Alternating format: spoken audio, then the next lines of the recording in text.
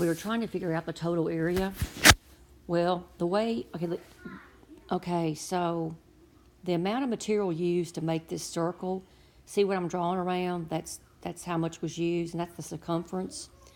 And the circumference of a circle is 2 pi r. So that means for your square, you would have 40 minus 2 pi r meters. And of course, this has got 4 sides, so each side would be that much divided by 4. And if I break this up to 40 over 4 minus 2 pi r over 4, I get 10 minus 1/2 pi r. All right, well, let's go back and find the area of the circle. The area of the circle is going to be pi r squared. And the area of the square is going to be the side squared. Length times width or side squared. They're the same length here.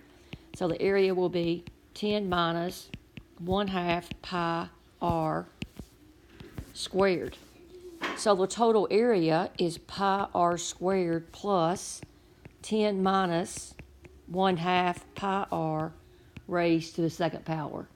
And that looks like that's the last answer.